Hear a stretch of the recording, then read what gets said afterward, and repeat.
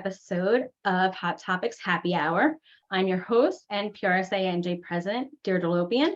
And joining me today is Eric Kussin, CEO and founder of Same Here, the Global Mental Health Movement organization. Hey, Eric, thank you for joining me today. Hey, Deirdre, nice to see you.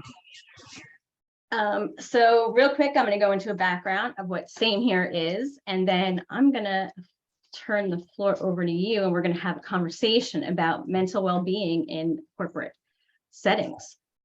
Same Here is a nonprofit committed to normalizing society's perception of mental health and making it a part of our everyday conversations. Founded in late 2017, Same Here provides proprietary tools and culture-changing evidence-based programs for schools, offices, military, first responder groups, and sports teams and leagues that are open to build and open safe environments. See, I only messed that up a little bit, but I think they're getting the gist. Same Here champions the message that mental health lives on a continuum and everybody is impacted on various levels. And so today, Eric and I are going to be talking about organizations going beyond the quintessential mental health messaging and truly cultivating a workplace that champions a psychologically safe and supportive workplace for employees.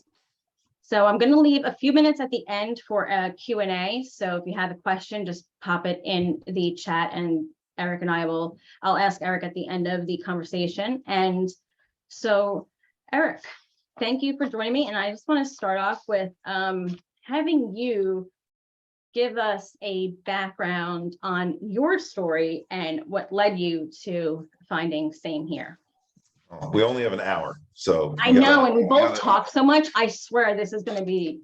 I'll try to give the Cliff Notes version in 5 to 7 minutes. That usually takes me about 20 minutes. First off, thank you for having me and appreciate you putting this together. So mental health was not on my radar screen whatsoever for 35 years of my life. I didn't think it applied to me. I didn't think it was a topic that mattered. I worked in professional sports. I was an athlete growing up and then worked for the NBA league office, Chicago Sky, Phoenix Suns, New Jersey Devils, and then found myself down in Florida with the Florida Panthers as their chief revenue officer when the new ownership group that currently owns a team that's brought them pretty far in the playoffs recently. I went down there, I saw the vision that they had and moving to South Beach, being a young guy, getting a chance to live in a new market, really grow a culture from scratch. It was a dream opportunity, one step away from that ultimate dream job of being a team president. And, best laid plans, right? So 6 months into my tenure there, my brain and my body just stopped functioning. Best way I could describe it is I couldn't put sentences together. Connection between my brain and my mouth was not working. It got to the point where I couldn't pick up a phone and order food.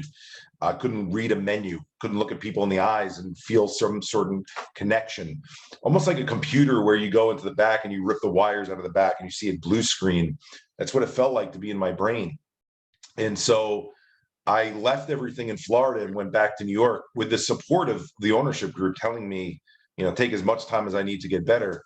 And I think when you hear take as much time as you need and something's wrong, the last thing you think is, this is going to be a long, long ordeal. You think, okay, it's going to take a while for me to find the right things to get this brain working again. And eventually I'll go back and I'll be Eric, the sports executive again.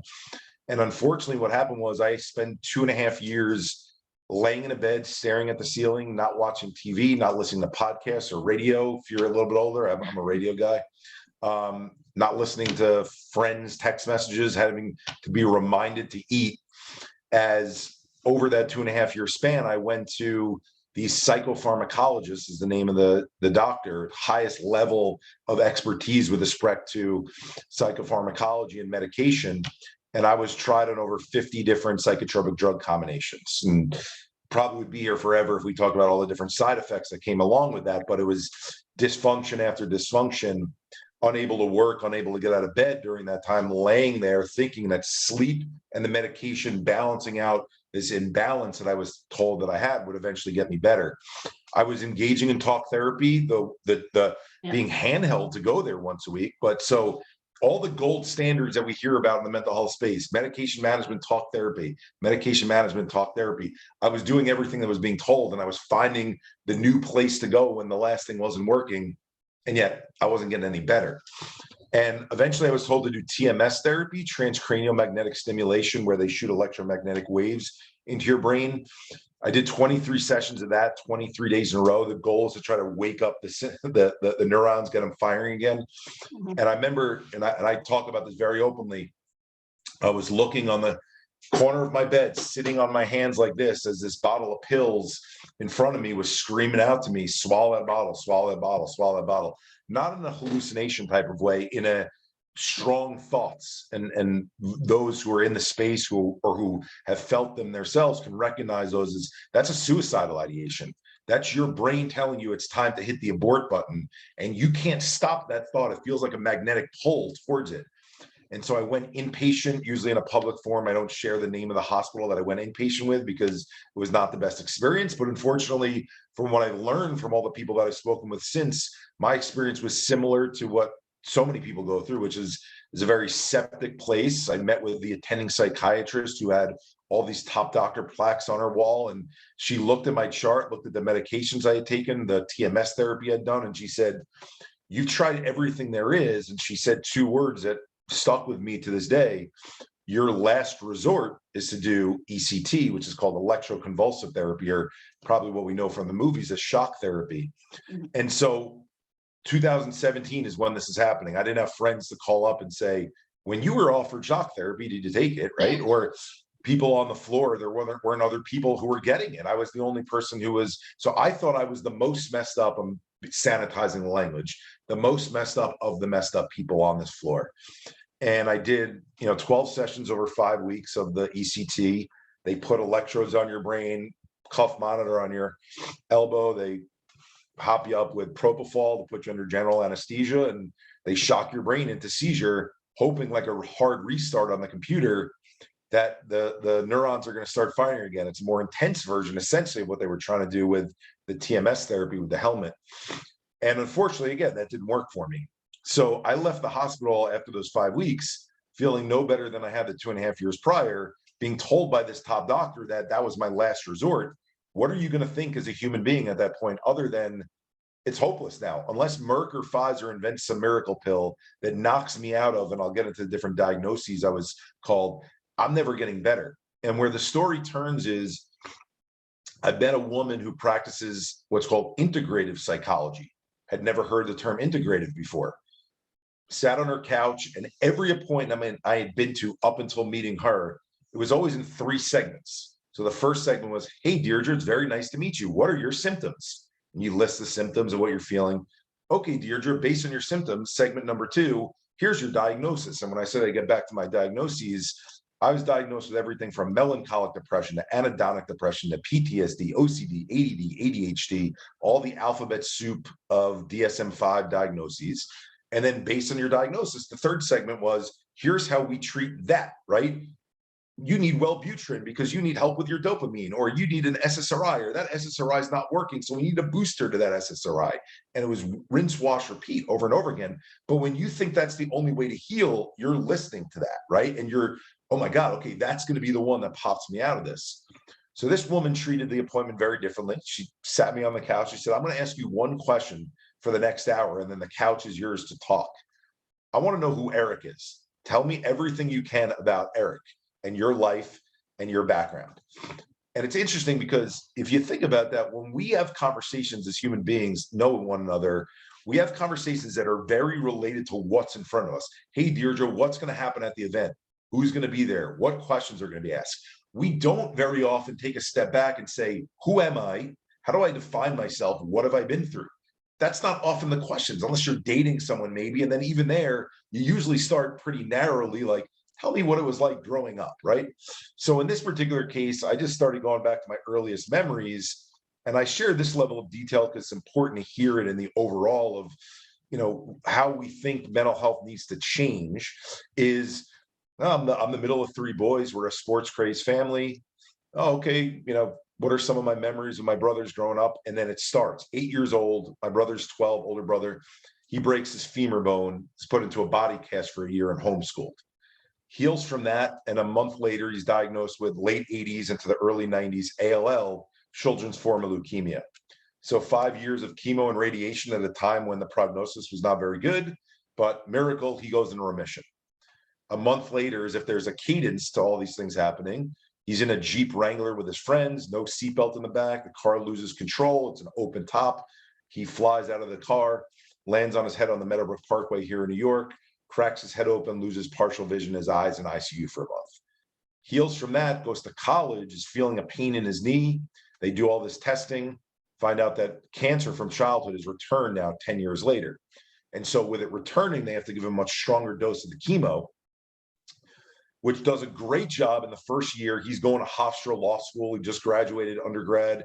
He's getting a law review, doing great while getting chemo treatments, doing a great job on the cancerous cells. But what we know about chemo is, unfortunately, it also breaks down the healthy cells.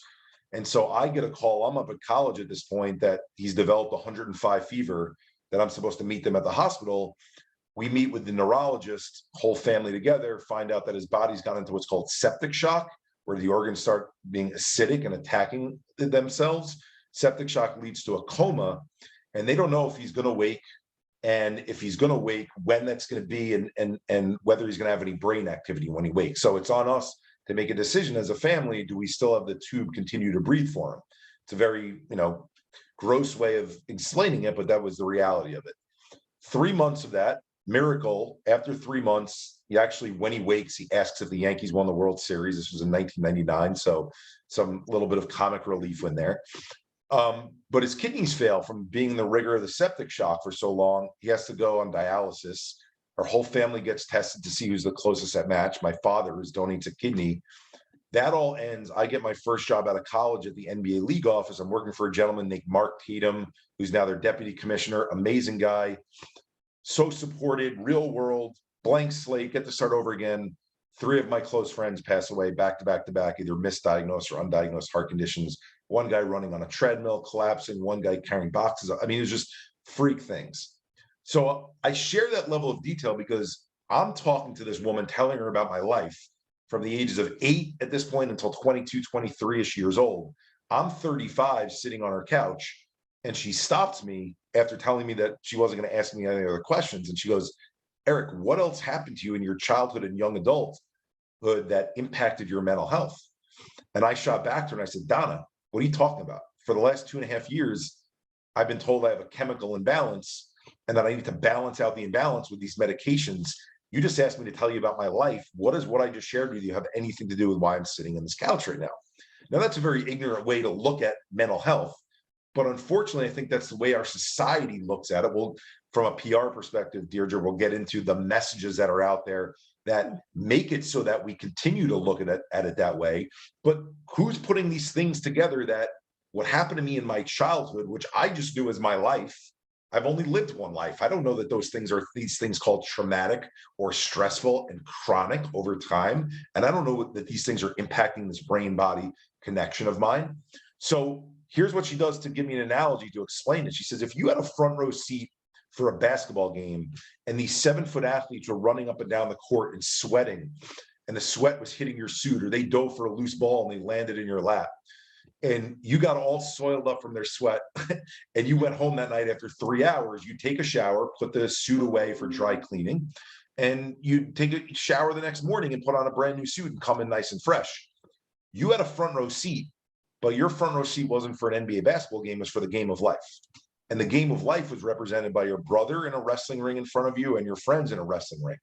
And that wrestling ring was a muddy wrestling ring. And every move they made to stay alive, the mud was splattering up and hitting you and splattering up and hitting you.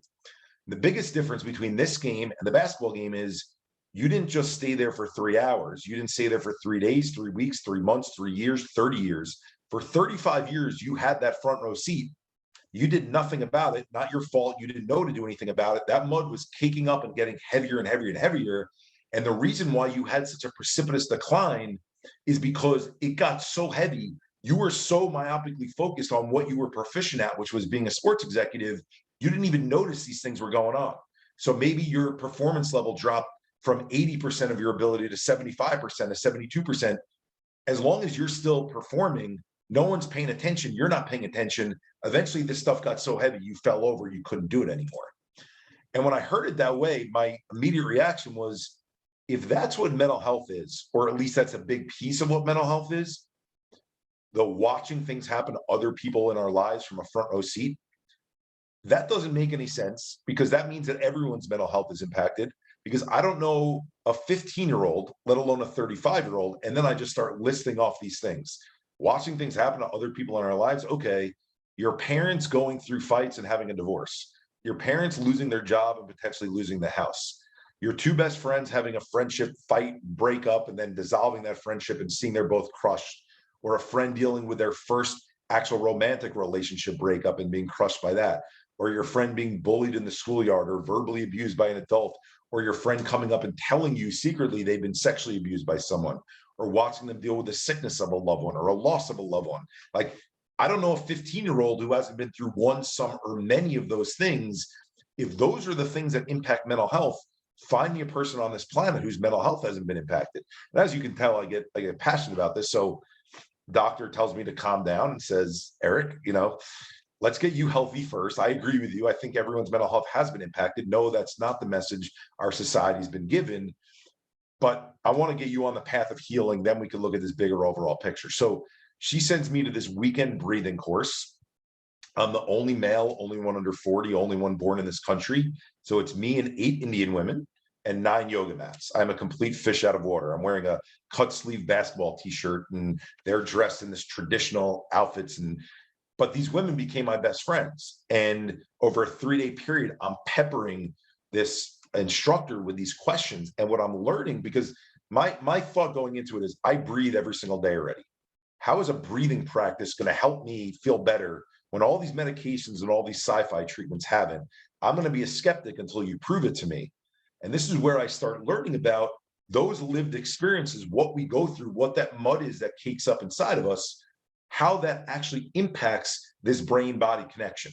Structures like the vagus nerve that connect the brain with the rest of the body, how the cells become inflamed, how our gut becomes more porous and we have leaky gut, how the amygdala function starts to go awry and we start to release hormones in greater quantities and we have cortisol running through our bodies.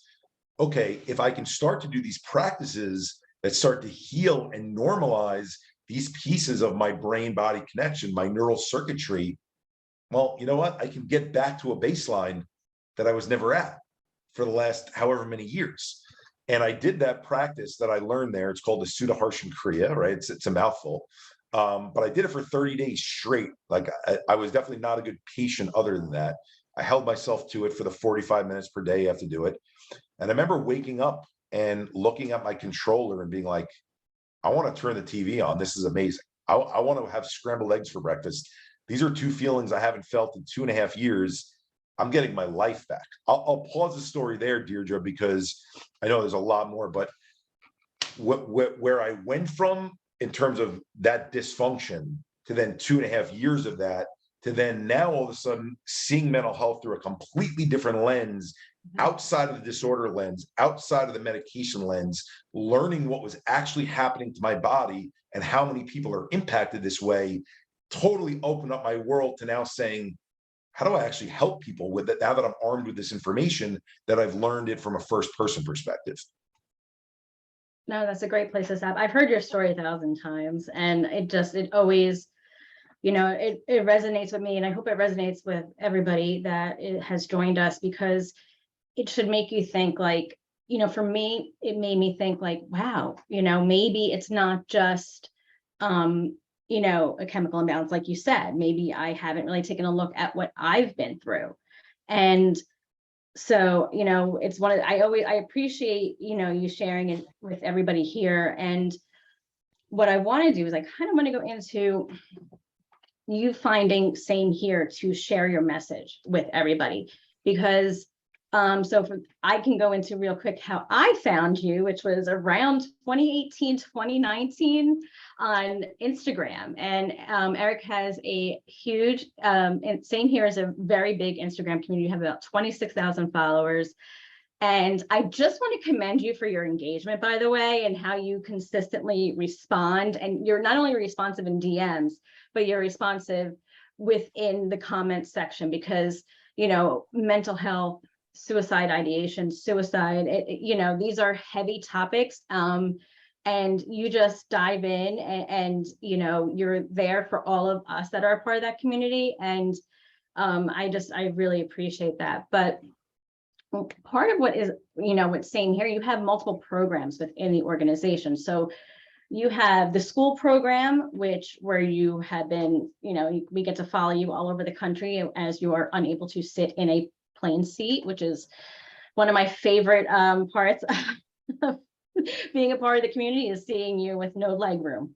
Eric is 6'4", to give some context to that. And so if he's not in the bulkhead seat of the plane, it's really enjoyable for people like me to see him, you know, with a little bit of leg room. But so you have your school program where you go into the schools and you talk, which is very important, especially right now, where you talk with the students. You have a first responders program. You have sports teams. I have my Mets hat right here. Nice. Where you go into organizations. You gave the keynote at the AHL League meetings yesterday. And you have the Same Here SAFE program, which is what I wanted to talk about today, where you go into companies and organizations and you talk about, you know, cultivating and sustaining a psychologically safe workplace, where you're going beyond the, as I like to say, the quintessential messaging. Because if you go into any company right now, they will, you know, sell you everything. We are all about work-life balance. We have a mental wellness program. You call this 1-800 number. You can get all the help you need. And we know it's just a bag of BS. I will say that, you know, in my experience with many organizations I work for, it's really just a bag of BS. So why don't we talk about, I'm going to have you share with us what it means to go into a company and to cultivate and sustain a workplace that supports the mental well-being of employees. And let's also focus on the sustainability. Yeah, for sure. The first question that you asked in that line of questioning, which I appreciate, is how did Same Here even start from that story? And so I think the background of that will be helpful in terms of then guiding Same Here SAFE specifically. So, you mentioned social media and the followers. I was not a social media person at all when this happened to me. I didn't have Instagram, Twitter, TikTok, whatever these things are, the Snapchat. I still don't have Snapchat. All I had was LinkedIn, because in sports, that's how you stayed in touch and updates on who's getting new positions and stuff like that. And I wasn't someone who posted ever. I watched what everyone else was doing. But I knew this, if I'm going to share my story and try and help people, this is the only place I can put it out there. I probably had, like, at the time, 2,000 connections, right? And so I wrote this really long explanation of where I'd been for the last 2.5 years. Part of it was, selfish. I wanted people to know, like, I haven't fallen off the face of the earth. And then part of it was, how can I help people? And in 3 days, it gets read over 150,000 times. When I say read, meaning the share icon. Mm-hmm. And then I have over 400 calls coming in from as far as China. By the way, not a single person from the sports industry. So it was all the second and third connections, right? And all these people who read my story and were like, well, there's similarities there. And I'm picking up the phone. I still have the spreadsheet saved. Got back to a little over, it was 316 of the 400 people I was able to connect with and have conversations with. There wasn't a single person, this sounds like hyperbole, there wasn't a single person of those 316 where the focus of the conversation was disorder. No one said to me, Eric, you had PTSD when all was said and done? I have bipolar. Can we talk about the similarities and differences? It was none of that. Instead, everyone was so attunedly focused to what I'd been through with my brother and my friends that they were bringing up their own lived experience stories. So they were saying, Eric, I lost a child to SIDS, sudden infant death syndrome, 5 years ago, and I've never been the same. Eric, I'm a married mother, 2 beautiful kids, white picket fence, financial security, but I broke up with my college boyfriend 10 years ago, and I've not been the same since. I have this knot in my stomach that eats away at me all the time. And what I realized from fielding those 316 calls is the common thread that ties the human condition together is not disorder. It's not labels. It's not this thing called mental illness. It's these challenging life events that everyone faces at different points in our lives that starts to shift the nervous system for all of us. It happens to different levels, but everyone is on this continuum that's shifting. And so having the sports background and realizing that, my thought was, I've got connections with athletes and people with platforms that can raise the profile of a message like that. I wasn't looking to form my own organization.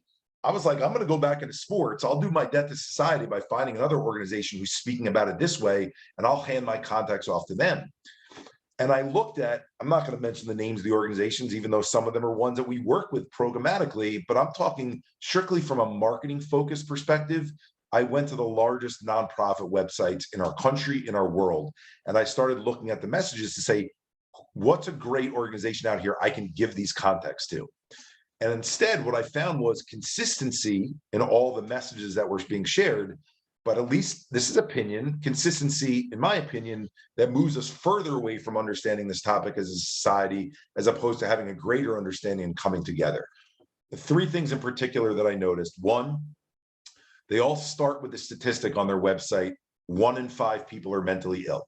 It was the most commonly used stat when May is Mental Health Awareness Month last month. In fact, I saw some organizations say 1 in 20 people have serious mental illness, right? So what does that stat of 1 in 5 do when we start with that? It makes two categories. It makes this topic of mental health binary. You're either the 1 in 5 mentally ill group, or you're the 4 in 5 healthy, fine, normal, and okay group. And if you're in the healthy, fine, normal, and okay group, this topic of mental health doesn't apply to you.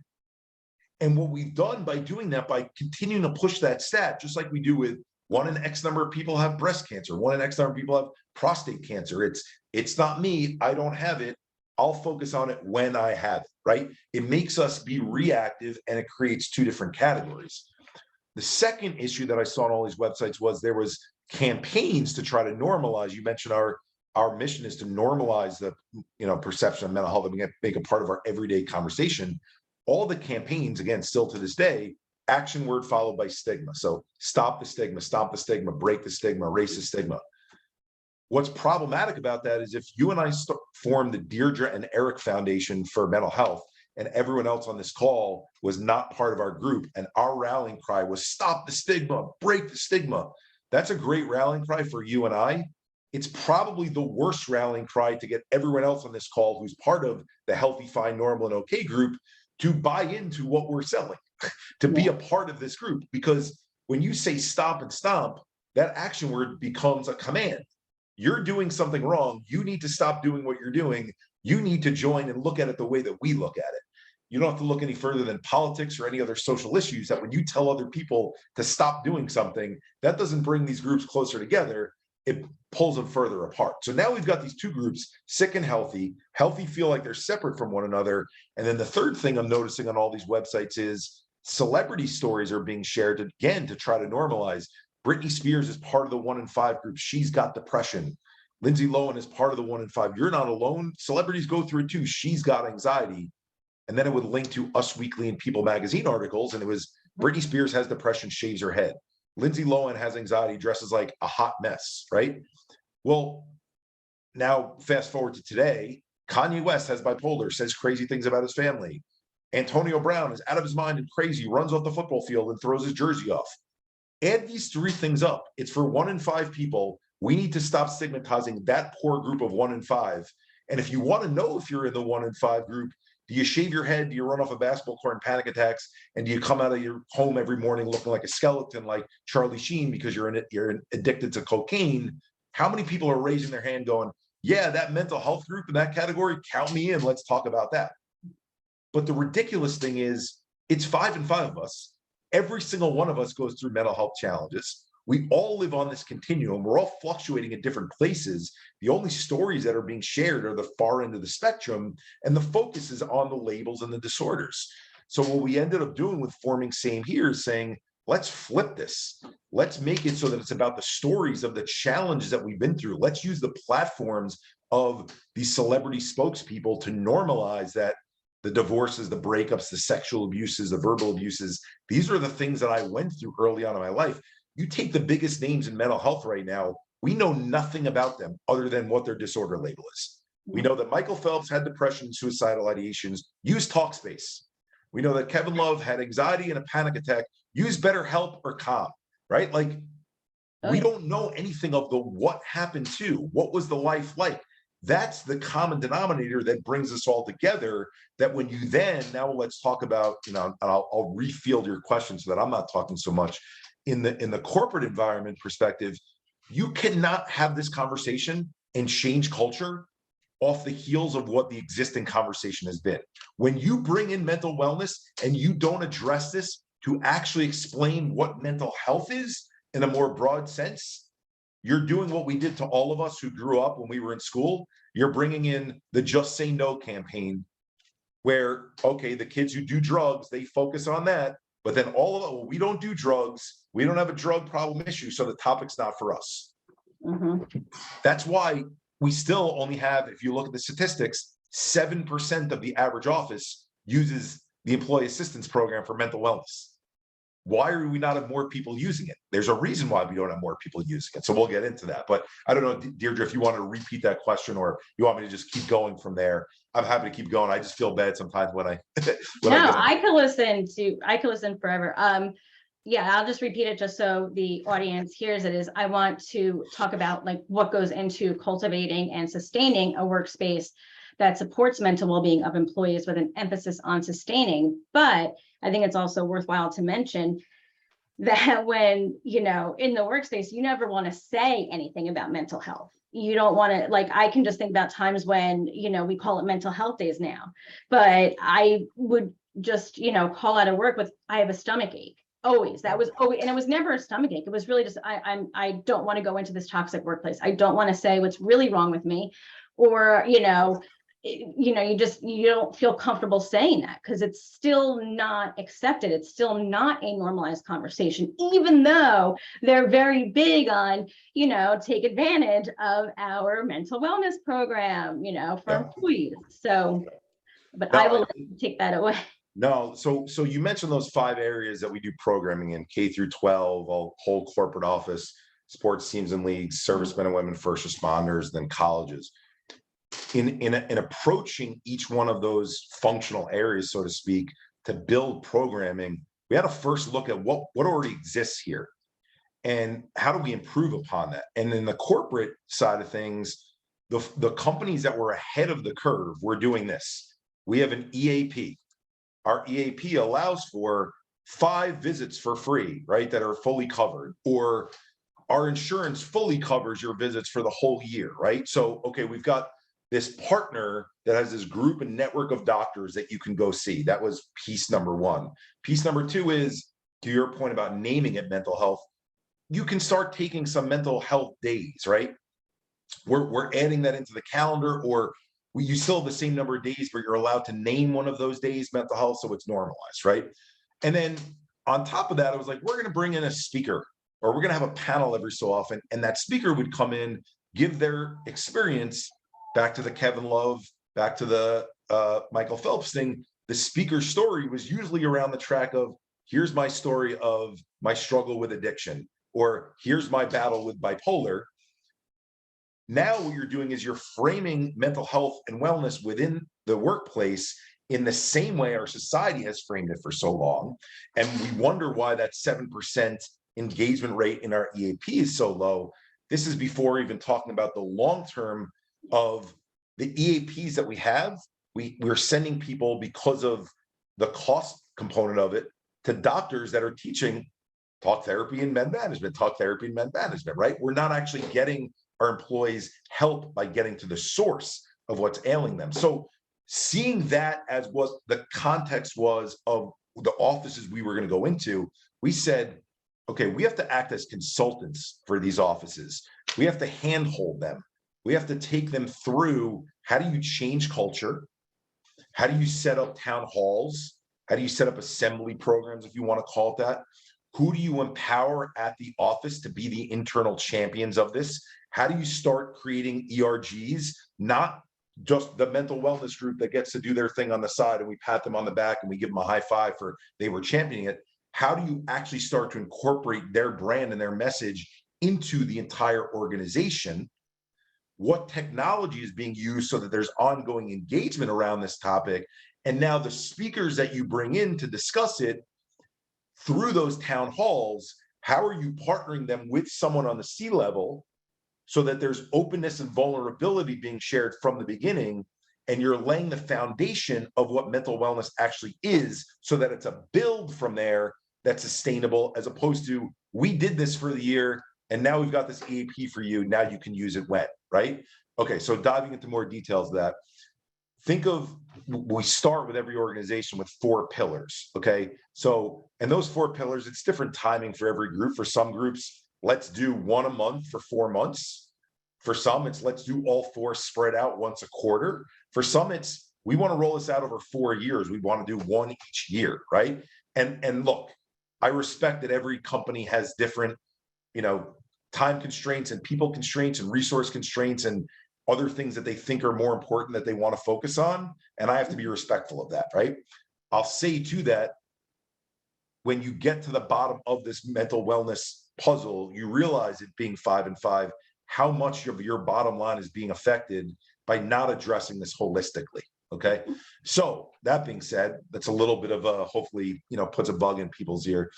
Is pillar number 1 is a conversation around normalization. So a little bit of the story sharing that I just shared is we pair the organization with an advocate that comes in and explains the lived experience angle of mental health, the challenges we all face, the accumulation of those challenges being stress and trauma over time, and how that starts to shift the nervous system in a way in which all of us are part of that continuum, going away from the message of 1 and 5, more towards those messages of 5 and 5.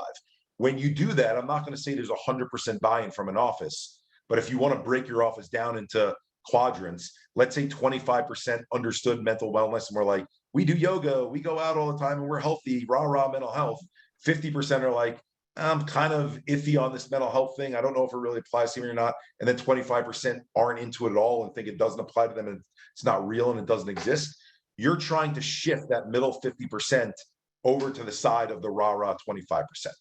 And you're trying to at least shake the trees on the 25 that don't believe that exists, to get them to at least listen. Wait a second, this is different than how I've ever heard it before. This is not about disorder. It's not about labels. It's not about me raising my hand and say I have this thing called anxiety or depression.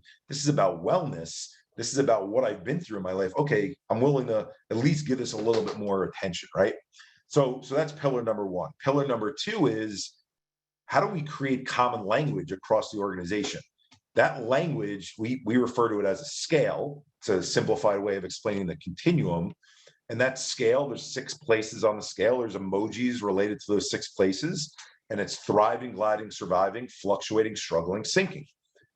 Giving permission to everyone in the office that the expectation is, on a daily basis, we move up and down on that continuum.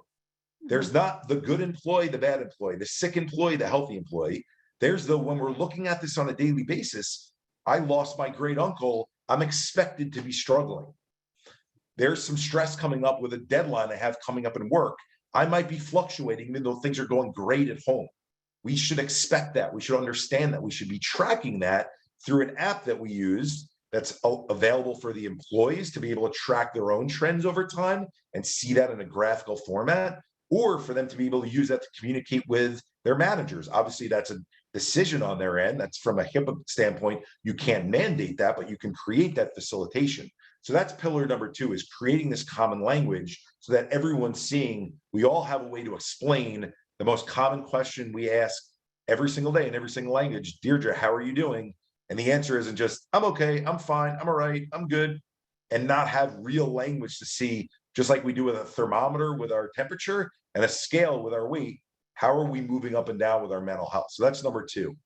Number 3 is explaining the science behind this. What is actually happening to the vagus nerve that usually has a consistency like this, that allows, when we breathe, to send messages between the brain and the body? What when it tenses up like this because we're afraid of what's going on and we're scared of the next thing that's happening?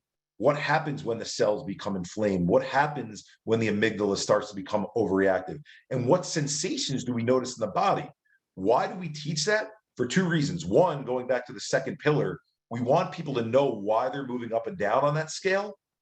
Now going to the 4th pillar, instead of this airy concept of self-care, and we're going to bring in a meditation specialist, right? And then it's a one-off and you don't hear from it again. To your point about sustainability, we call them STAR exercises. So we teach stress and trauma, active release and rewiring, or a gym for the brain. Stress and trauma, the stuff that builds up inside of our nervous system and starts to wreak that havoc. How do we do activities to release and rewire them out? And when you get a company that buys into this concept and starts to lay the foundation on those four pieces of that roadmap, now you're normalizing. Oh, I'm talking to Deirdre and she's sitting at her desk doing an alternate nostril breath while she's talking to me. It doesn't look like she's picking her nose. I'm not making fun of her. I understand what she's doing. Or, hey, our sales group is going to go into an office for 5 minutes every 4 hours and do some kind of stretch or breathing practice together. That's not weird. That's actually expected. And that enables us for the next 4 hours to have just power washed our brain and be that much more proficient in the next 4 hours we're working. And it gets worked into the culture of what we're doing. Now you take it a step further, then you start looking at the EAPs and you go, how do we find health coaches and doctors that actually help us get to the source? If someone on that scale is staying to the right and they've been struggling and sinking in that right side of the scale, they need that extra level of care. We're not just sending them to a doctor that says, here, take these medications, you're going to be fixed. They're actually going to a doctor that's going to work with them on those very same type of modalities that starts to now heal that nervous system. And now it's not this scary, iffy thing of like, what's wrong with that person? What, are they a damaged person? No, something physically happened to their body, just like if they walk down the street and they, workers' comp standpoint, turn their ankle and they can't come in, they were on the assembly line. Same thing happens in our central nervous system, and we start to normalize that. So hopefully that helps. And I can certainly go into the Same Here Safe program specifically, but in terms of laying that foundation, those are the four pillars that we start off with that then enable us to dive deeper into the specific areas. What does your ERG look like? What's the name of your ERG? In putting that name together so that there's an empowerment brand and you don't call it something, no disrespect to this name, like Minds Matter or the Mental Awareness Group, right? When you do that, you're playing on people's perceived bias that already exists. But when you use an empowerment brand, let's say it's a company where the logo is a tiger and the empowerment brand is Own Your Roar, right? Or working with Boise State and they're the Broncos and their empowerment brand is Bronco Bold, right? And now you can start incorporating that brand into your mass communications internally. You can even start incorporating it into your outward communications with your customers and the folks you're trying to renew. Now, all of a sudden, you've got something that's sustainable, that people are starting to talk about, that there's a pride behind, that instead of hiding, there's something wrong with me, you're now proactively going, holy shit, you know what? This is something we can be proud of because I work on this. And when Deirdre comes in the office, I know you do powerlifting, you were telling me, when she comes in the office with her gym bag for going to the gym to lift weights, and we call her a warrior, well, guess what? Now that person that we see doing that breathing practice, doing that stretch, doing that yoga, doing that havening, doing that tapping, you're a warrior for doing that as well, as opposed to what the common perception right now is, oh, she's weak because she needs help. She needs to speak to someone. Mm-hmm. Wow. Thank you. That was really more in depth than I thought. I knew everything too about it. I did my homework, Eric, and you just really went into it. That's amazing. And you brand it for the organizations and I get that's just, yeah. I mean, part of, so we do the 4 pillars in a frontward facing way. Some organizations want to do it all employees and managers and C-suite together. Some organizations, they want the 4 pillars, but they want it broken down where administration goes separate and first. So administration usually meaning the HR department, finance, et cetera. Mm-hmm. Then they do it with the traditional employees. Then they might do it with the managers, right? So those 4 pillars are consistent with all the organizations we work with. But within that consistency, some of them say, we want everyone together. Some of them say, like within schools, let's do the teachers and the administrators first. Some companies will say, we want the senior level staff to hear this message so they buy in before we show it to the employees on a whole. So that's kind of the laying the foundation that first happens. Great. And I just realized the time, and I did want to leave the floor open for Q&A. So what I do want to ask though is what tools and resources can you offer our audience right now to help them build a psychologically safe and supportive workplace? So two in particular, I'll share. One is called Same Here Scale. It's available in both app stores. So that's the individual version, which companies oftentimes start off with because it's an easy lift. And it's that scale that enables employees to either check in with themselves or check in with each other and start to see this across that continuum. That scale has a follow-up question that comes along. What may be something going on in your life that's contributing to this feeling? So instead of employees thinking, just like we did when we were little kids, I don't feel well because I'm the messed up person or I have problems, you think to what are the things going on in my life? And it gives you things to choose from, the divorces, the breakups, the job losses, right? From there, what sensations am I noticing in my body? The headaches, the stomach aches, etc. And then from there, what exercises am I doing about it? And it lists the different STAR exercises that are on there. So you then get this chart as an employee that you're able to plot out and scale and move with your finger that allows you to see the coordinates of how have I been shifting in terms of how I've been feeling and the reasons why I've been feeling and what I've been doing about it over time, right? And can I notice trends? And also what that does is enables us to say, okay, as crappy as I feel right now, I see 3 days ago I wasn't in this place. There's hope for me to be able to get out because I've seen the fluctuations and how that's moved over time. So that's one. The second thing I would recommend is, I'm fielding your question less from the, ongoing consultant hands-on perspective and more of the what are some quick things we can handle. And we could get you the link to send out to everyone. We make these deck of oversized 8x10 cards available. They're cards with the STAR exercises on them. It's a starter deck. It's not the be all end all of every modality out there, but it's meant to give 10 very different exercises so that when folks get it, the cards on them show the visualizations of the different exercises. But on top of that, with the visualizations, it's why does it work? How does it work? And how do I do it? Step by step of actually doing the exercise itself, where you don't need someone there hand holding you, taking you through it. It's giving you the step-by-step instructions. And we have organizations that we haven't worked with, but we get contacted from like Belgium, and they're like, hey, we started incorporating the STAR cards and we created a STAR room and it's a gym for the brain and anyone could go in and start using the cards. And that's like their safe space. And we didn't have to spend thousands of dollars on meditation pods and all these things. We put a bunch of beanbag chairs in there and we gave people access to these cards where there's consistency. The branding is the same, but wow, we can actually go in and read each of these and either do it together as a group, if it's the sales group or the service group, or allow individuals to go in there on their own and take the different cards. So I'd say those two resources from a scalability perspective. There's so many things you could dive into in terms of we create STAR pages we just did one for the PGA Tour as an example, where for their actual golfers, right? So like going through and actually doing videos explaining the exercises, customizing it for that organization so that we're not in there. They get to use it at their leisure when they want, right?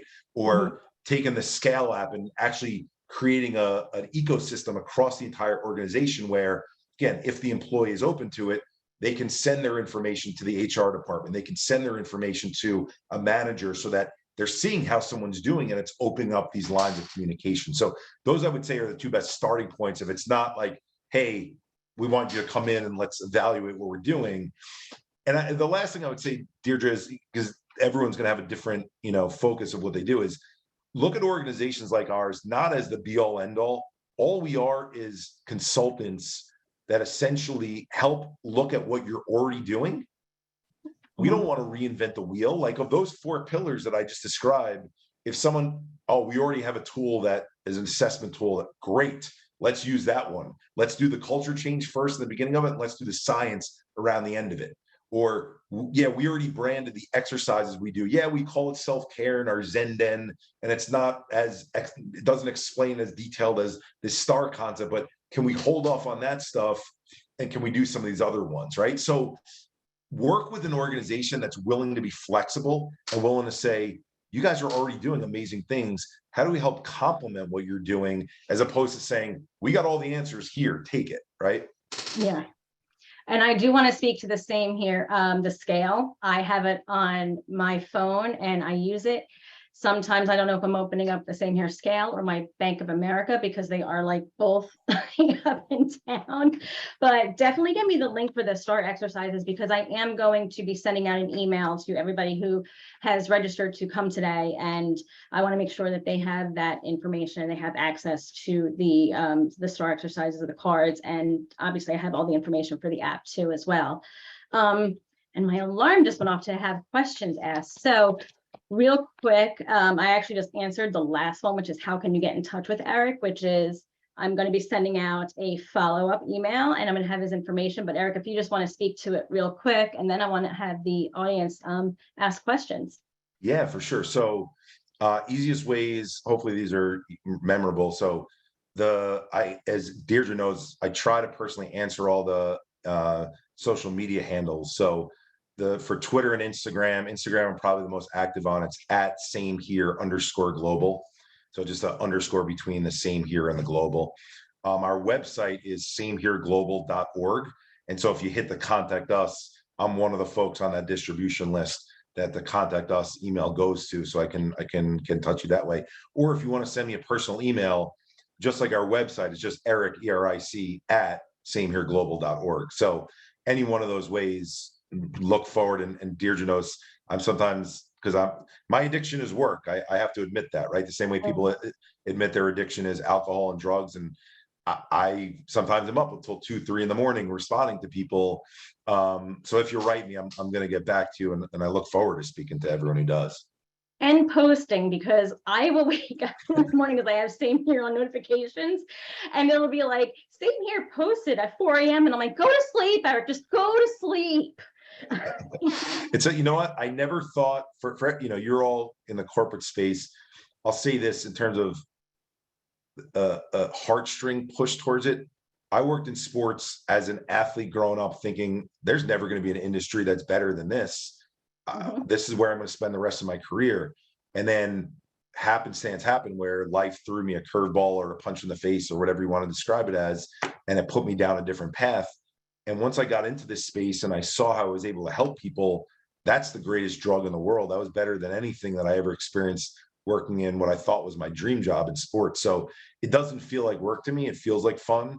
And so, let's hope that continues to be the case, because I know that's not always the case. But that's why I spend that time doing it, because it doesn't feel like I'm taking time away from. So that's not always the healthiest answer, right? Because you need to find that separate personal time. But now you know why sometimes those posts go up at those times of night. Well, thank you so much. I want to open the floor up to the audience for anybody who has any questions. You know what, instead of throwing it in the chat, if you just want to unmute yourself, then we can do that. Anybody have any questions?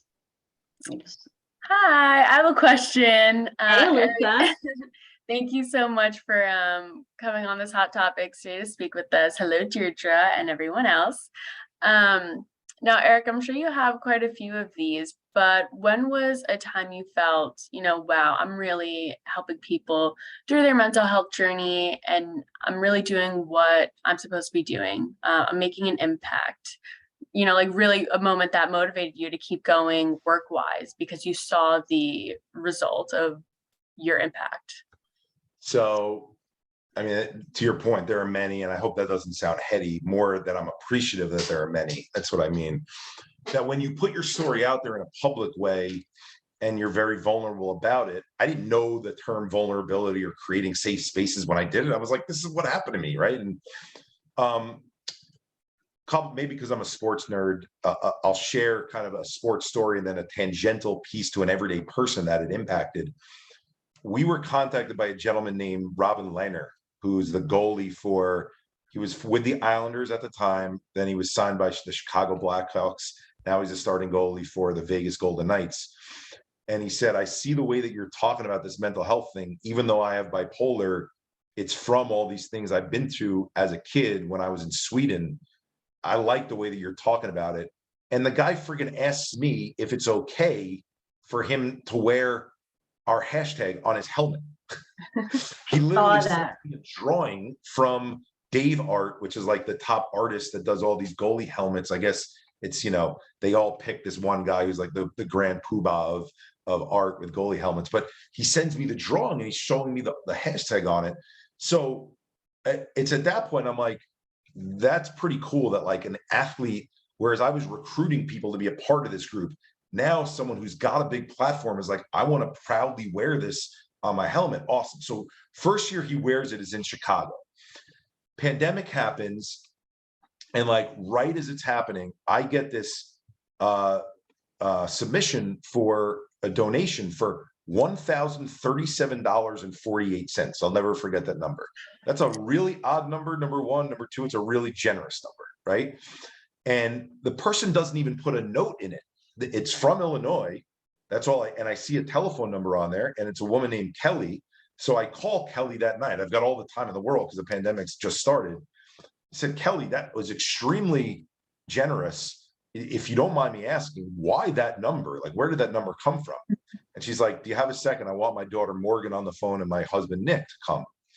So they get on the phone, and Morgan proceeds to tell me the story. She was a high school hockey player playing in USA Hockey League within Illinois. And she went to her coach and told her coach she was having suicidal thoughts. And the coach was very supportive at first and said, Morgan, sit on the bench by me. I'm going to be watching you. I got your back. You should feel supported being next to me. The next day, Kelly and Morgan got called into the coach. Coach had checked with USA Hockey. And unfortunately, USA Hockey told this coach, Morgan is not to be with the team until she is her bright-eyed and bushy-tailed self again. Okay? I'm using quotes because that's literally the terminology that was used. So she proceeds to get let go from the team. They do all these things where they have group pictures and they're going on group field trips, and they're leaving her out of all this because it's a stain on them that there's this girl who's opened up exactly what we want people to do about the thoughts that she's having and how they're scaring her. And they're afraid of this contagion effect, that this is going to affect all the other girls, and that it has to be shut out from them completely, which, by the way, all that does is make these girls hold into those thoughts even more when they have them and not open up about them. So the way that she found out about our organization was because Robin was wearing the hashtag on his helmet. They took the money that she was refunded from that league, gave it back to us, to our organization, without even telling us about it, that exact amount. That's where the $1,037.48 came from. In this conversation with her, I get her in touch with a woman named Emily Kaplan, who's now the sideline reporter for all those ESPN NHL games. Emily, this is before she was doing that. She was working for ESPN, but she was doing more columns. She does a full feature story on Morgan's story. And now Morgan and their family talk all throughout Illinois, and then are asked to go on Zooms around the country, sharing their story to normalize how common it is. 15 million people have suicidal thoughts. Why did I pick that story? And I've not been asked that question to pick one. I picked that story because there's probably more heartfelt ones that I could have picked, like, you know, tears and really deep things that have happened. But it shows the exponential effect of what sharing your own story can do when it gets picked up by the next person, then picked up by the next person, and you don't know what reporter, what athlete, what advocate is going to take that story and run with it and then be the champion for that with their community. So I hope what comes from you asking that question, which I thank you, is that the more we share the stuff, the more we normalize this topic. The more we share the label, we just continue to perpetuate the same ideas that have been in place for so long. We have not gotten to a better place by athletes opening up and sharing, I've got this disorder, I'm Naomi Osaka, I've got anxiety, I'm Simone Biles, I've got depression. What's important about the Simone Biles story is she was a rape victim of Larry Nassar. Her brother was on trial for triple murder. These are the things that led up to that breakdown of neural circuitry that happened at the Olympics, but those aren't the things that get talked about. What gets talked about is what her label is. So the rallying cry for everyone is vulnerability, openness, the stuff, not the label. Thank you for asking, Alyssa. Yeah, of course. Thank you so much for that answer. Yeah, very insightful and very important points to make and spread, quite honestly. Thank you. And I know we're at 5 o'clock, but I don't want to miss anybody. Does anybody have any questions that they want to ask Eric? I'm trying to see. I'm scrolling through my. Yeah, hi.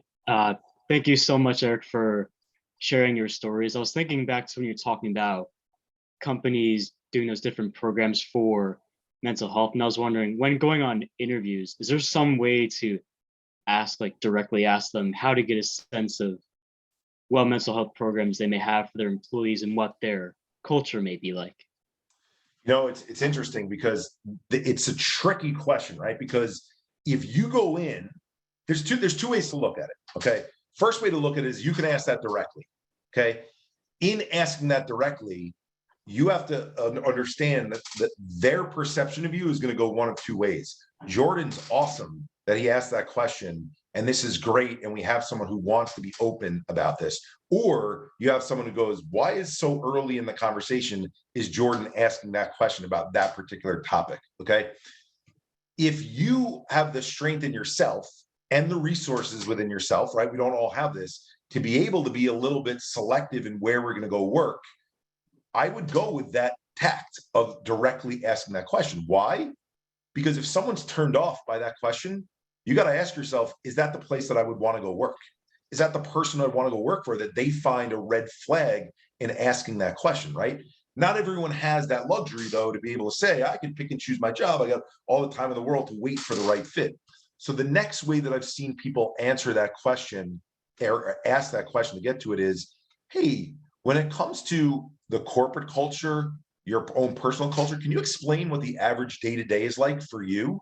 What the average day-to-day is like for your average employee here, both between what it looks like in the office and they're working and out of the office and the time that they're spending out of there. Then you're not asking the question from a mental health angle. You're asking the question which is benign enough for them to understand, oh, okay, he's trying to get a sense for what does that day-to-day look like? And you can probe a little bit more if the focus of their answer is too much on, well, you go into a CRM system, you log your calls in this, like if that's all the answers are, then, oh, but I want to find out about the person, the personal aspect of what does the balance look like? Not necessarily work-life balance, but just what is their day-to-day? What are they able to get involved with? That will help start to, once you hear that answer to that question, and in fact, as I'm regurgitating that back out, the person who's answered that question and the focus is only on work when they explain the day-to-day, that might give you your answer right there, right? That you're even having to prod beyond that to get to that point of them explaining what the day-to-day of an employee is outside of the office as well. So I hope that's helpful. I personally, at this point in my life, because I knew when I shared openly, if I ever go out of this and then I'm looking for a job, I wouldn't go work for a place that doesn't look at this space in this way, because my mental health is more important than any amount of money that I can make and any amount of success I can have in terms of accolades in my career. If this isn't working, I learned all too well, none of those other things matter. Thank you so much. I think I agree with both those approaches. I think it could be a matter of saying how the interview is going, what kinds of vibes you get from the place. I think either way, you could get a sense of it, and especially as I figure out my next career move, I think the mental health aspect is something that's very important to me. Jordan, I love that you said that, because there's so many other people on the call who are either influential at companies or decision makers. To hear that from the workforce, you're the workforce, Jordan, right? We need to know. Thanks, Joe.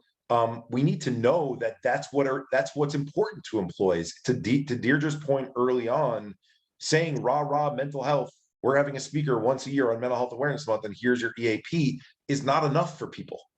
That's the Band-Aid and the check the box answer, and it's not the what does your culture really embody that actually makes it psychologically safe, which I know we didn't even get into that term either, which we certainly can, Deirdre, but interview them just as much as they're interviewing you if this topic is that important to you, because, and it sounds like that is the case for you, Jordan. You don't want to get into, I worked in professional sports. Those are not hotbeds right now. Deirdre mentioned that I presented at AHL meetings. It is a very slow industry to change. The leaders in those industries are not very vulnerable, not willing to be open. The attitude is, if you're not going to work 24 hours a day, someone's going to come in here and do it. So, hey, do you have what it takes or do you not? And if not, don't let the door hit you on the way out. And Eric is not kidding, because I spent 13 years in sports and entertainment and I slept in suites. I've gone in and worked 2 a.m., showered in locker rooms. It's not where you, it's not for the lighthearted. Faint of heart. Yep. Well, and even in those cases where you work those hours, what is the company working into those hours from a culture standpoint to make sure you're doing the power washing of the brain, to make sure you're having the moments to be able to breathe? Because let's be honest, yes, raising your hand and working in an industry like sports, you have to know that it's coming with long hours, and that has to be okay. But it can't be that it's long hours and the second you take a 5-minute break to be with yourself and center yourself, there's an issue with that. You need to be able to explain to your boss and hopefully get buy-in from him. I'm going to be able to be that much more efficient. I'm not going to be reading emails 3 times over before they sink in, or my hands aren't going to be shaking and sweaty before I give a presentation, if you give me those 5 minutes in between each one of those 4-hour blocks of periods, right? So it's getting the buy-in from those folks internally that this is actually improving performance. It's not hurting our performance because I'm taking those 5 minutes here and there to do those things. Exactly. Well, thank you so much, Eric, for joining us today, for speaking on this topic. As I said, I will be sending out an email to everybody who has registered. And real quick, I just want to make an announcement. Next month, there is no hot topics because we are going to be focusing on the Pyramid Awards, which is a gentle reminder for those of you that have not submitted for your Pyramid Award. The deadline is June 30th, and that is coming up. And I also want to mention on July 12th that our new PR Pros Committee is having their very first event. New pros, so you want to join the PR industry, here's what you need to know. So if you want to register, please visit our website or head over to our social media channels and register through the links. But Eric, again, thank you so much for doing this. And thank you everyone for attending today's discussion. Have a great evening, everyone. Thanks, everyone. Thanks. Appreciate it. Thank you, Eric. Thank you, Deirdre. Thank you. Thanks. Bye, Frank. Bye, Jordan. Bye, guys. Everyone. Thanks. Bye. Bye, Stephanie. Wow, I didn't realize we had a good attendance. We had 18. Nice. Awesome. Yeah, Just amazing. That was wonderful. Thank you. it was. Thank you. I could have let it go on for 2 hours, but that's me. Yep. You know, I could honestly talk about it forever. And Eric, thank you so much. So to give you a quick background on Jordan, I know you have to go, Andrea. This is Andrea. This is our admin Zoom. But Jordan, I was mentoring him for quite a while, and he was very open with me about anxiety because I shared with him. So I really appreciate you, answering that question, but even taking it a step further and talking to him about it. Because it's ridiculous that we're not at a place where you can't go into an office that I'm more predisposed, or I've been through more of my life where I'm further down on the continuum. What resources do you have in place for me to help me with that so that I can be the best employee that I can? Like, that should be. We can, but it becomes it becomes, well, what's wrong with you? Why would you say that? No, that's what I'm saying. We can't because of that reaction, right? And that's why Robin's story to me is so impactful, because here's a guy who was open about it, and yet he's one of the top 10 performers of what he does in the world every single year, which should show people that when you're open and your team is a loose term here for office, or in his case, actual team, gives you the resources to thrive, you can perform not only at expectations, but above expectations, right? And yet we're so afraid at the beginning of fielding that question that what might be damaged about that person? Are they going to be asking for extra time off? Even if for the next 10 years, they have to take half a day off every single week. If in the 4.5 days that they're proficient and efficient, they're working better than that employee that you would have hired that's working all 5 days that doesn't need that time off, who gives a shit that it's 4.5 days? Exactly. Right? Exactly. So, and it's also one of the silver linings of the pandemic too, because it's like, the work from home thing was a big thing. And I'd been remote for almost 10 years now, and it was never heard of, and now companies were forced to adjust and to see, hey, you know what, I can trust my employees that are working from home. Or it was the exact opposite and they became micromanagers and just started firing Well, people. listen, You're both ends. it's both ends, and that's going to come out over time, right? Based on their productivity, but their productivity is going to be looked at regardless, whether they're in the office or out of the office. So Mhm. why not give them the leash, see if it works? You know what better example of an employee that actually is bought into what you're doing than someone who's given, I know you're full-time at home. I'm a fan of, if you're working for a company, of you have days where everyone comes in, camaraderie type of meet. My fear, and I experience this myself because I work from home, is sometimes not socialized enough where we're social beings. You know, these things help, don't get me wrong, these are Zooms, you get to talk with people, you're not sitting alone just typing away.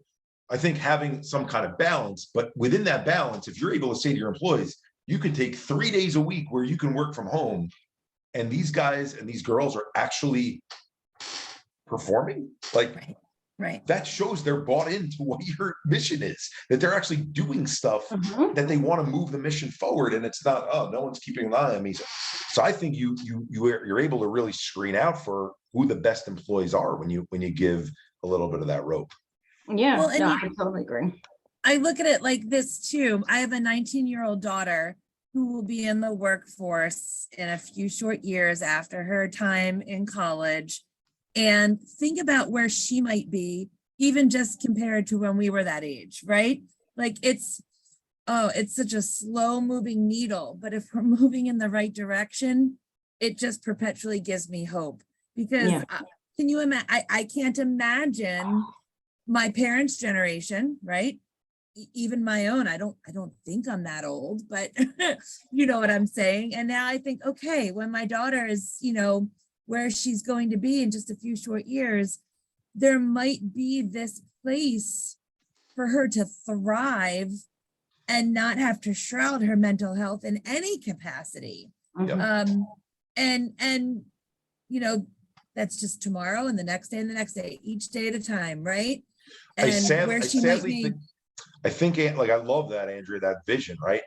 Where I think the organizations, forget about programmatic, the organizations who are led by vulnerable leaders are going to be creating that, even if they don't have the right tools, they're going to be Right. creating that safe place for people to be able to thrive within. I think there's a research paper by Google called Project Aristotle, and it showed like the biggest determinant factors in success, and they looked at it across multiple industries where success is measured in different ways, so that they can measure those successes across different planes. And literally, psychological safety was the #1 determinant of success over who has the most number of high-paid employees, who has the most Right. number of senior level employees, experience, all that stuff. Now, the reason I say that is that's a personal decision with these leaders, and it's our generation of people who are in those leadership spots. Some of them are all for it, some of them want nothing to do with it, right? And what scares me a little bit is, with the way the existing model is, the C-level folks and the CEOs who are like, okay, we need to address it. I'm not going to be in the room when it happens. I'm not going to be open, but you could bring in the most robust program like Ginger, and have them be our EAP. And then here's what's going to happen over a 5-year period. This is what's sad to me. These employees are going to be told that they can go. They're going to be afraid to go because the CEO themselves hasn't opened up and shared their own vulnerability. Right. They'll inch a little bit and they'll go only when shit hits the fan. And then when shit hits the fan, they're going to go to these doctors that go through the exact same process that I went through for 2.5 years, because that's the existing medical model that Ginger has brought these doctors on board, because they're the cheapest doctors. They're trained in that traditional way, right? So you're going to have the companies that thrive because those leaders are vulnerable, and you're going to have those companies that, even the ones that bring in programmatic resources, they're not going to thrive because it's still the old way. Well, we still Well, and I that's think the- we're at a point. I'm sorry. I'm sorry, No, Andrew. what? Deirdre, please go. I think we're at a point where we need to rethink and reimagine really what is a leader. It's always been decision-making skills. It's always been it's really always been the loudest voice in the room. And also sales numbers, especially in and nicest dressed in pinstripe blue suit. Oh, and of course. tie and, Yeah. It's always been about beauty. I mean, beauty, it's, and it's really about rethinking and reimagining leadership. And I've talked about this on my Instagram and in a lot of my workshops and spaces where, it comes with inclusive leadership. It comes with having that mindset and the traits of what an inclusive leader really is. And those are these guys that get like and I say guys, but because that's for majority. Yeah, I mean, we could probably talk about our experiences in sports, and they're probably completely different. I mean, I received many lateral promotions. I was giving 15 new direct reports on a lateral promotion, and I was excited about that. I was like, thank you, when I should have been like, thank you for fucking me over. And now my mental health is really going to take a time. But I was so excited for my lateral promotion and all my new direct reports. But it really is, seeing, once they understand when it comes down to money, and that's how it has to be explained to them, and that's how it has to be explained to organizations, because I feel like that's the only thing that gets sadly, yes. Like, that's why, when we go into companies, we're like, whether you want to have healthier employees or you want to have more productive employees, this accomplishes both. And here's how it accomplishes both, because they look at it as that 7% who are seeing the doctor. Okay, how are we making sure that we've got coverage for that so we don't lose the productivity on those 7%? They're not thinking about that the other 93%, you give them the examples of the multiple reading of the emails, the checking themselves in the bathroom 10 times over, reading a presentation to themselves because their mind is spinning with so many other things.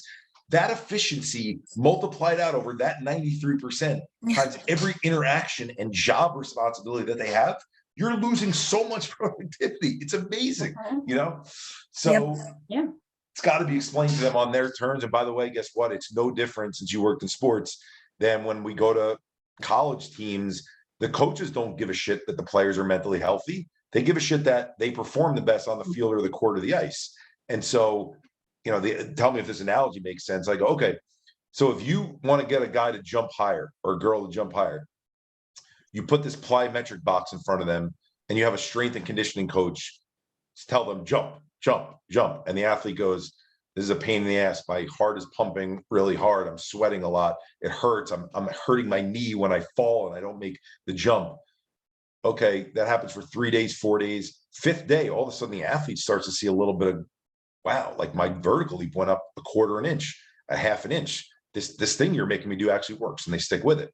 And then you go to the coach and you go, now imagine I told you, even in that vertical leap, improving 1/2 inch, I tell you that kid was carrying a backpack that weighed 15 pounds that you just didn't see. If I was able to make that backpack go to 12 pounds or 11 pounds or 8 pounds, guess what? That 1/2 inch vertical leap now becomes 3/4 of an inch, now becomes an inch. So they're not seeing the things that are holding them back. They're just working on the things that are propelling them forward. And because those things do propel them forward, even while they're holding the backpack, they go, well, we don't need to work on that stuff because that stuff doesn't exist because we're seeing the improvement. No, you're not seeing the improvement of how much you can improve, Yep. So, all right. Well, thank you. Thank you so much. And I'll email you because I want to get the information for the STAR exercise, like the links for all of that. And then Andrea, I put together the email this afternoon. And as soon as I get everything from Eric and then send it to him and just have him look it over to make sure everything looks good from his end, I'll send it to you to get out, and hopefully we will do that. My goal is tomorrow. That's great. Thank you both. Awesome. Thank you. Thank you, Eric. And I'll email you. Thank you guys. All right. Talk to you in a bit. Have a great night. Thank you. Take care. Bye. Bye-bye.